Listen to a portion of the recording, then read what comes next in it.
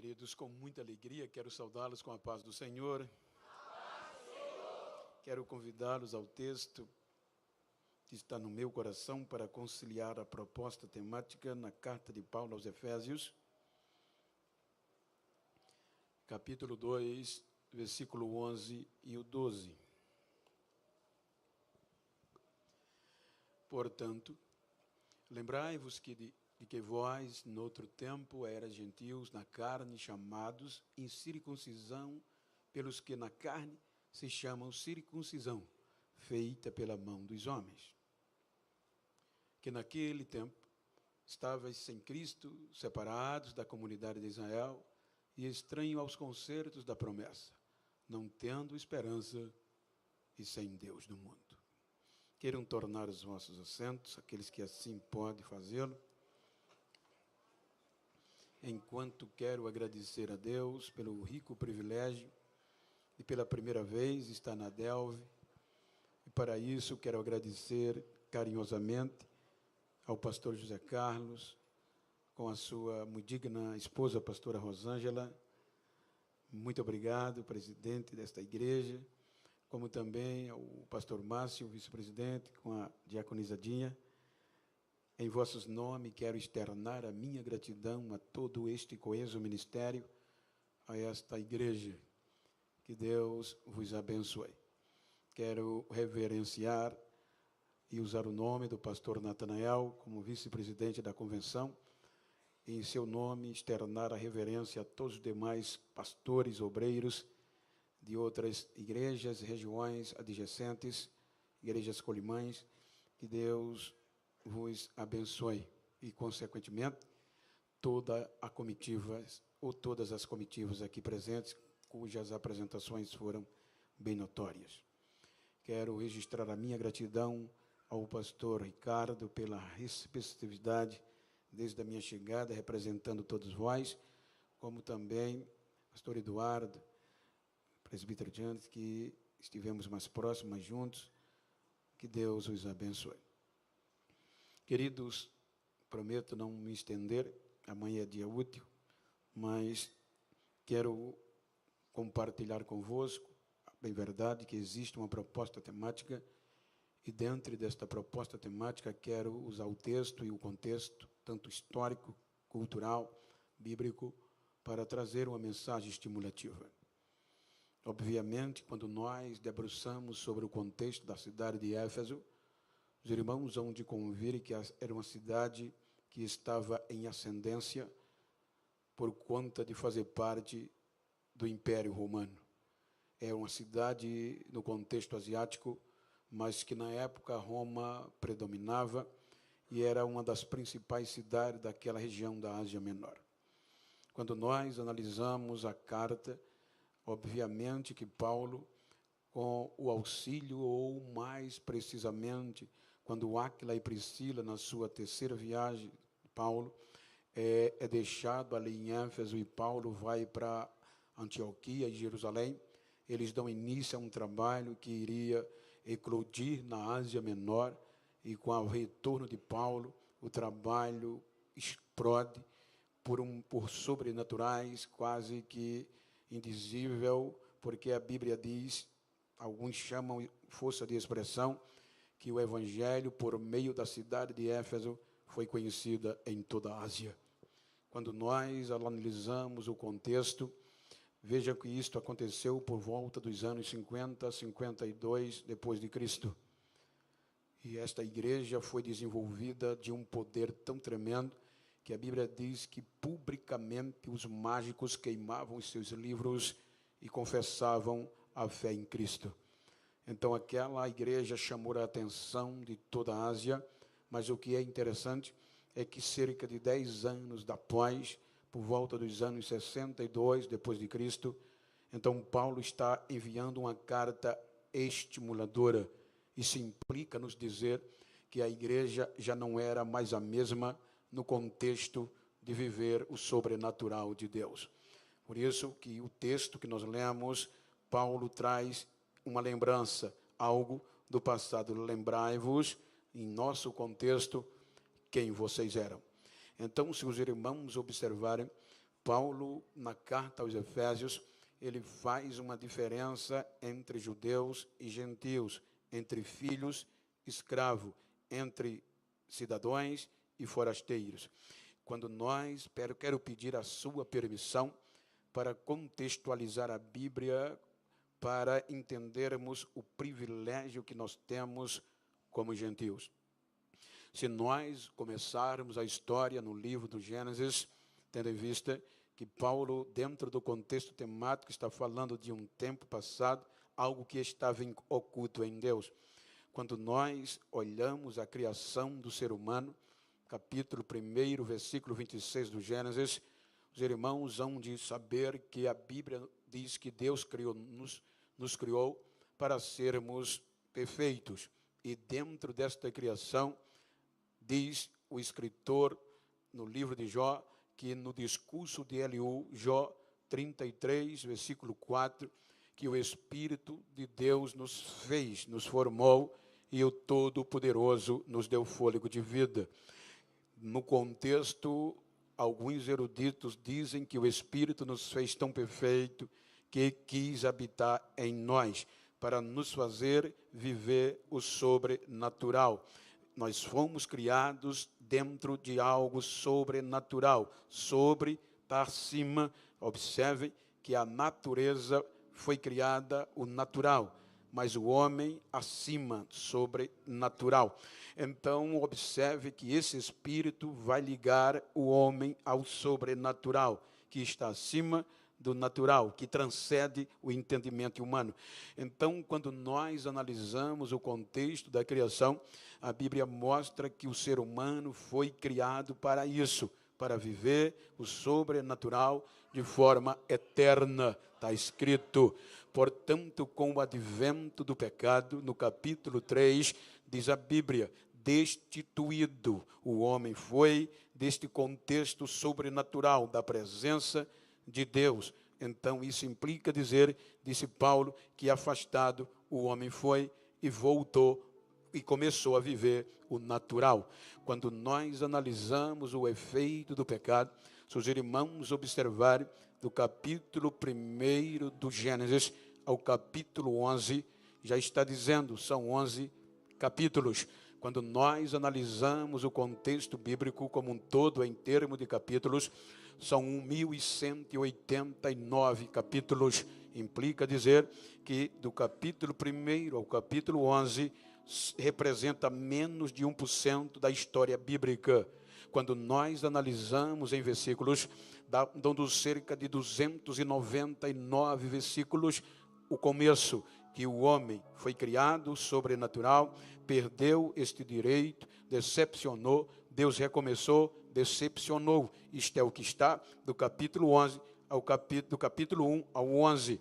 São 299 versículos aproximadamente, e na Bíblia são 31 mil e, vamos dizer, 100 versículos arredondando, ou seja, menos de 1% de toda a história bíblica.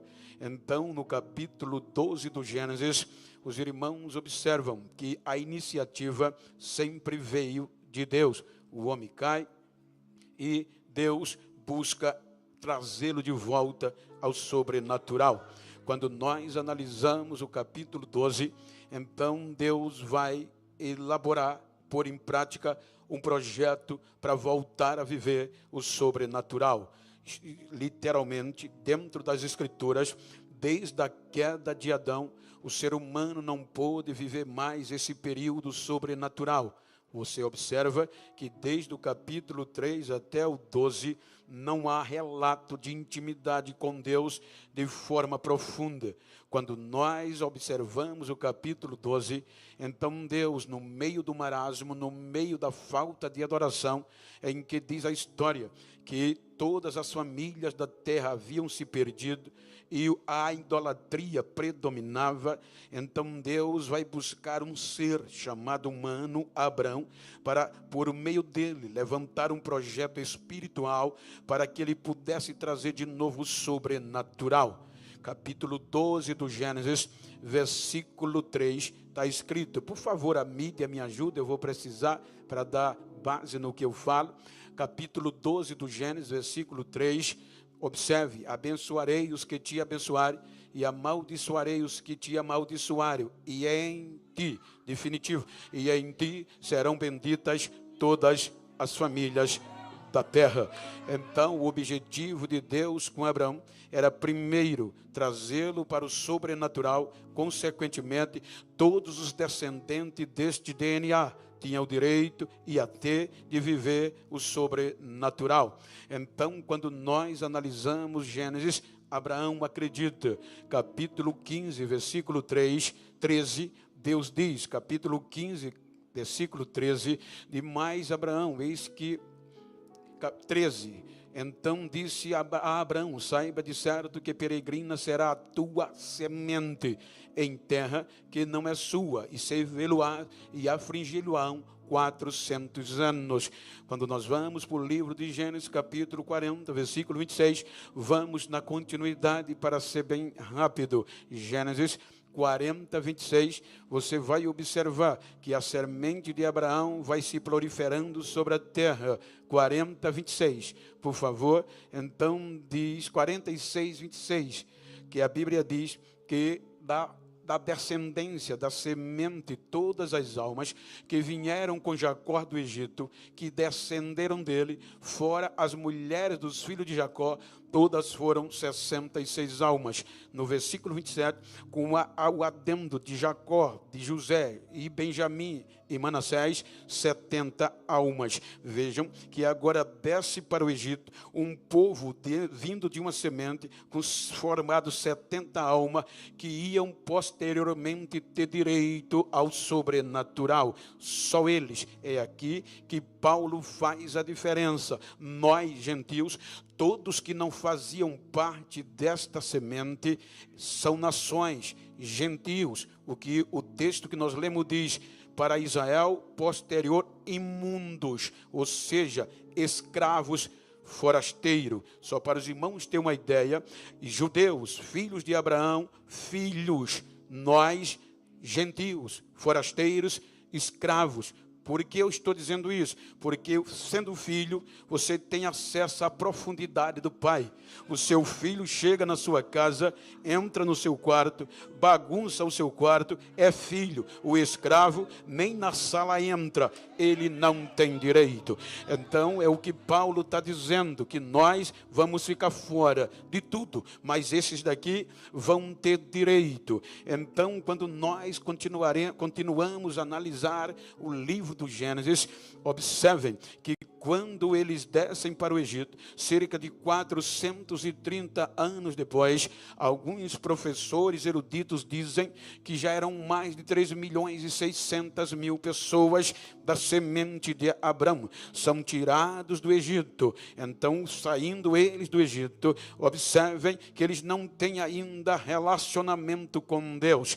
Depois da morte dos patriarcas, não há registro de intimidade, porque aquela descendência, mesmo de Abraão, mas nasceu no Egito. A cultura egípcia impregna neles. Então, quando Deus usa Moisés para tirar o povo que ia ter direito ao sobrenatural, é para a liberdade. Então, a Bíblia diz que quando Moisés tira o povo do Egito, a gente chega no livro do Êxodo. O livro do Êxodo vai mostrar essa façanha. Deus tira o povo do Egito no capítulo 14 e com 3 meses depois estão na planície do Monte Sinai. Aí vem o capítulo 24 do Êxodo. Então Deus vai propor ao povo uma aliança condicional para que eles pudessem desfrutar. Ou seja, vocês só vão viver o sobrenatural se obedecer os meus ensinos. Então vem Moisés e Deus o chama. Capítulo 24 do Êxodo, versículo 3. Moisés propõe o povo. Leiamos, por favor. Guardem isso. Vindo, pois, Moisés e contando ao povo todas as palavras do Senhor e todos os estatutos. Então o povo respondeu a uma voz e disseram: todas as palavras que o Senhor tem falado, faremos. Então aqui é como um marido, o pastor diz: você está disposto a aceitar ou disposta fulano como seu esposo? Sim. Na tristeza, na alegria, na dor, na doença, sim, foi o que o povo disse com Deus. Por isso que sempre no Antigo Testamento o relacionamento entre Deus e Israel é amoroso, entre um homem e uma mulher, por conta desta aliança. Então Moisés pega um novilho, mata e asperge o sangue sobre o povo, metade na bacia, metade no altar, chama a nova geração de jovem, oferecem sacrifício de paz. Quando a gente chega no capítulo 12 deste mesmo versículo, leiamos até o 15. Observem que nós vamos precisar disso lá na frente. Observem que agora Deus vai chamar Moisés a ele. Para quê? Para que por meio de Moisés e dos ensinos o povo de Israel vivesse o sobrenatural. Então disse o Senhor a Moisés: sobe a mim e ao monte e fica lá, e dar-te-ei tábua de pedra e a lei e os mandamentos que tenho escrito para os ensinares. Versículo 13: levantou-se Moisés com Josué seu servidor, e subiu Moisés ao monte de Deus. Subindo ele, e disse aos anciões: esperai-nos aqui, até que tornaremos a vós. E eis que Arão e Ur ficam convosco. Quem tiver algum negócio, se chegará a eles. Moisés, e subindo Moisés, digam comigo, e subindo Moisés ao monte, uma nuvem o cobriu, o ocultou. Veja que a nuvem cobriu. Moisés foi falar com Deus e deu ordem: fiquem ao povo judeu, fiquem aqui até que eu torne, ou nós nos tornaremos. Quando nós vamos 40 dias depois, vem o capítulo 32 do Êxodo. E o que aconteceu? 32:1. Leia, põe aí, por favor. Pois, mas vendo o povo que Moisés tardava em descer do monte, ajuntou-se o povo a Arão e disseram-lhe: levanta-te, faz-nos deuses que vão adiante de nós, porque quanto a este Moisés, a este homem que nos tirou da terra do Egito, não sabemos o que lhe aconteceu. Fizeram um bezerro de ouro e adoraram o bezerro de ouro. Vejam a desobediência, e Deus suportou tudo isto aqui. Então Deus não desistiu, porque já havia uma aliança no versículo 3. Então por esta aliança Deus vai suportando. Então saímos de Números, Levítico vem o contexto da aproximação dos rituais, e Deus ratifica a aliança com Israel. Capítulo 2 de Levítico, versículo 13, Deus ratifica uma aliança chamada aliança de sal. Capítulo 2, versículo 13 de Levítico, disse Deus, capítulo 2, versículo 13, aí está o 21, e quando alguma... Capítulo 2, versículo 13, e toda a oferta dos teus manjares salgarás com sal, e não deixarás faltar a tua oferta de manjar o sal do concerto do teu Deus. Deus vai agora implementar, além do sangue, uma aliança de sal. Uma aliança de sal na cultura da antiguidade queria dizer o seguinte: eu conheci mais perto o pastor Natanael hoje. Nós já estivemos juntos, mas não tão perto. Aí eu digo: pastor Natanael, eu moro a cerca mais de 2.000 quilômetros do senhor, mas eu gostei do senhor. Eu, se vivesse na época, eu quero ter uma aliança com o senhor íntima, o senhor e minha família. Estou no Rio, então eu ia comer do sal dele, ia jantar, ia almoçar com a família dele. Ali eu comi do sal dele. Para ratificar a aliança, ele tem que ir em Maceió, e lá ele vai comer do meu sal, e a gente sela uma aliança de sal. O sal é duradouro, o sal é perene, o sal é contínuo. Então, na antiguidade, o sal é indestrutível no contexto natural. Então, eu estou em Alagoas, ele está em Maceió. Aí o pastor Márcio chega para ele e diz: ó Natanael, eu não creio muito na aliança de você e o Genival, não é muito longe. Aí ele vai dizer: é a sal entre nós. Quer dizer, a distância não importa, o sal é maior do que a distância. Então Deus faz uma aliança de sangue e uma aliança de sal com o seu povo. Então tem uma aliança feita em Levítico. Mesmo assim, vão ao Número. No livro de Número, o povo só chega até o capítulo 14. Observem o que diz o Salmo 95, verso 10. Salmo 95, verso 10. A Bíblia diz que há um lamento para esta geração que saiu do Egito. 40 anos estive desgostado com esta geração e disse: é um povo que erra de coração e não tem conhecimento dos meus caminhos. Então esta geração do deserto desobedece a Deus. Aí Deus não desiste por conta de uma aliança. Eu vou usar a geração de 20 anos para baixo e os que nasceram no deserto. Então é esta geração de filhos de judeus que entra na terra prometida. Porque no livro do Êxodo, capítulo 40, versículo 33, você vê que o sobrenatural de Deus já havia batizado esta geração. Êxodo 40, versículo 33. Levantou também Moisés o pátio do tabernáculo e do altar e pendurou a coberta da porta do pátio. Assim, Moisés acabou a obra. Agora, olha o que diz o versículo 34, desde o Gênesis. Quando Adão perdeu, isso não acontecia. Então a nuvem cobriu a tenda da congregação e a glória do Senhor encheu o tabernáculo.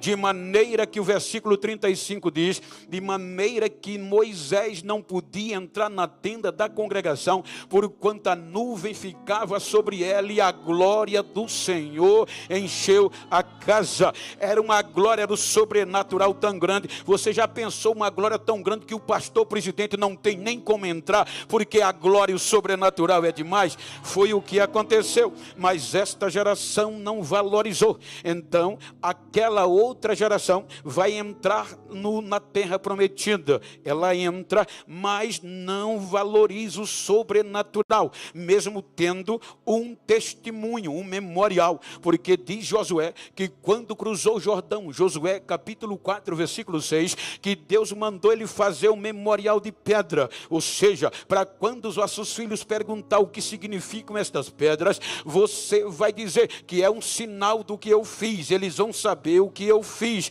Uma geração futura entram na terra prometida, aí vem a facilidade, o lugar mana leite e mel, o lugar produz, o lugar não precisa orar, porque Deus prometeu. Aí se esquecem de Deus. Aí capítulo 2 de Juízes, versículo 10, morreu esta geração. Capítulo 2, versículo 10 de Juízes, e outra geração assumiu, porém com uma observação.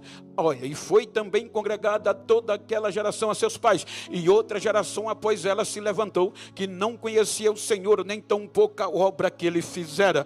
Como não conhecia que existia um memorial, e o pai passa de filho para pai, de pai para filho, é que eles não valorizaram o sobrenatural. Estava tudo fácil, estava tudo tranquilinho. É este o perigo do nosso tempo, pastor.